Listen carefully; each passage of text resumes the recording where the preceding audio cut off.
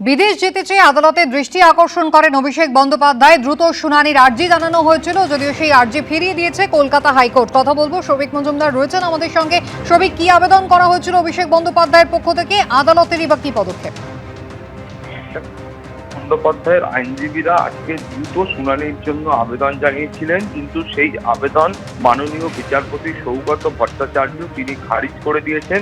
তার বক্তব্য হলো যে প্রতিটি মামলার যেমন একবারে নির্দিষ্ট ক্রমতালিকা মেনে তার শুনানি হয়, সেইভাবেই অভিষেক বন্দ্যোপাধ্যায়ের মামলার শুনানি হবে। কোনো দ্রুত শুনানির এই মুহূর্তে প্রয়োজন আছে বলে কলকাতা হাইকোর্ট মনে করছে না। এখন অভিষেক বন্দ্যোপাধ্যায়ের তরফে যে আবেদন বা যে মামলা গতকাল করা হয়েছিল, সেই মামলাতে তার বক্তব্য ছিল যে তাকে 7 দিনের জন্য বিদেশ যাওয়ার অনুমতি দেওয়া হোক।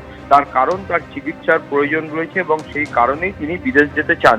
তোমার মনে থাকবে যে এর আগে কলকাতা হাইকোর্ট তাকে একটি মামলায় তার গ্রেফতারির ওপর রক্ষা কবচ দিয়েছিল, এবং সেই রক্ষা কবচ যখন কলকাতা হাইকোর্ট দেয় সেই সময় মাননীয় বিচারপতি বলেছিলেন যে তিনি কিন্তু এই সময়ের মধ্যে বিদেশ যাত্রা করতে পারবেন না বা দেশ ছাড়তে পারবেন না। ফলে সেই শর্তও কিন্তু এখনো পর্যন্ত বলবৎ রয়েছে।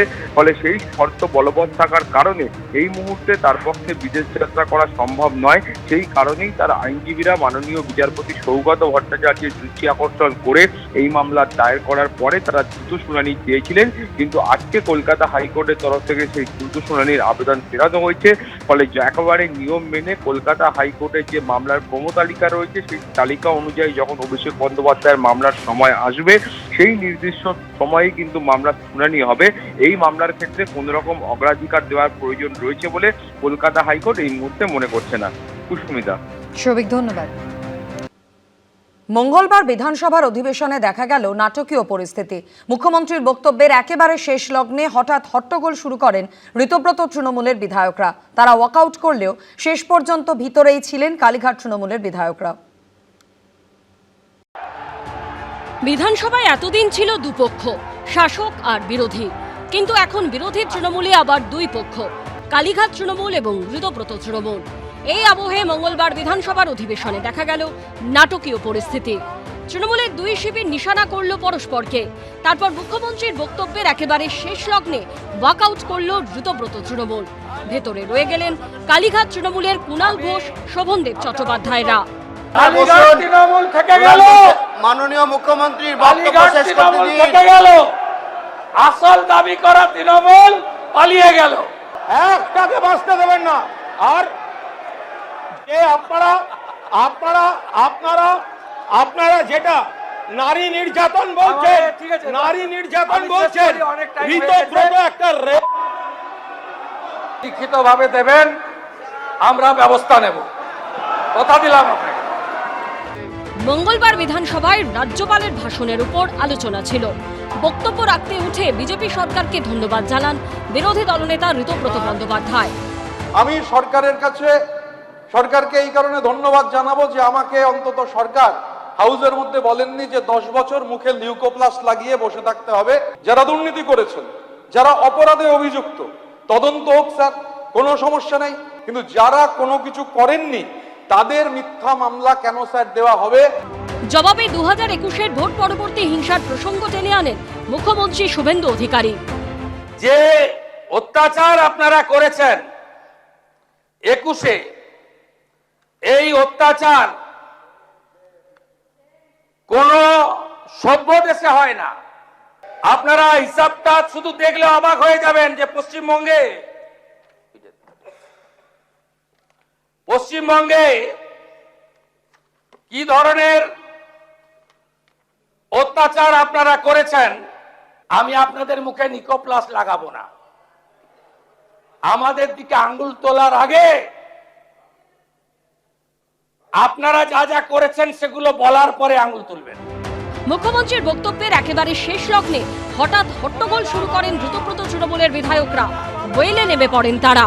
কোনো লাভ হবে না, আমরা জিতে এসেছি মানুষের জন্য, মানুষের কাজ করব, মানুষের কাজ করব। মাননীয় মুখ্যমন্ত্রীকে বক্তব্য শেষ করার সুযোগ দিন। মাননীয় সদস্যবৃন্দ, মুখ্যমন্ত্রীর বক্তব্যের প্রায় শেষ লগ্নে এসে আচমকা ওয়াকআউট করেন ঋতব্রত তৃণমূলের বিধায়করা। পালান পালান পালান পালান, শুনতে খারাপ লাগছে, পালান। সবাই যাবে তো? সবাই যাবে? যান যান যান যান যান, হয়ে গেছে, শুনতে খারাপ লাগছে, যান যান। অধিবেশনে থেকে যান কালীঘাট তৃণমূলের কুণাল ঘোষ, শোভনদেব চট্টোপাধ্যায়রা। তাহলে বুঝলেন মাননীয় সদস্যগণ, আপনাদের কাছে অনুরোধ, আপনারা কালীঘাট বসুন। তৃণমূল থেকে গেল, মাননীয় মুখ্যমন্ত্রীর বক্তব্য কালীঘাট শেষ করতে তৃণমূল দিন। থেকে গেল, আসল দাবি করা তৃণমূল পালিয়ে গেল। কালীঘাট তৃণমূল থেকে গেল, আর আসল তৃণমূল দাবি করা পালিয়ে গেল। ঋতব্রত বন্দ্যোপাধ্যায়রা কক্ষ ছাড়ার পর তাদের বিরুদ্ধে সরব হন কুণাল ঘোষ। অনারেবল চিফ মিনিস্টারকে বলবো, চিফ মিনিস্টার যা যা অ্যাকশন নিচ্ছেন পূর্ণ সমর্থন করছি, কিন্তু কিন্তু কিন্তু যারা যারা যারা যারা হঠাৎ তৃণমূলের সঙ্গে ঝগড়া করে বাঁচার চেষ্টা করছে তাদের বিরুদ্ধে অভিযোগ থাকলে একটাকে বাঁচতে দেবেন না, একটাকে বাঁচতে দেবেন না।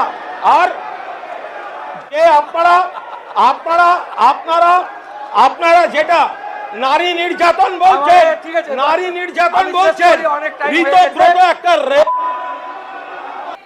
আপনাকে আমি বলবো, ঋতব্রত, মাননীয় ঋতব্রত ব্যানার্জি, মাননীয় সন্দীপন শাহ অভিযোগ করেছিল, পুলিশ ব্যবস্থা নিয়েছে।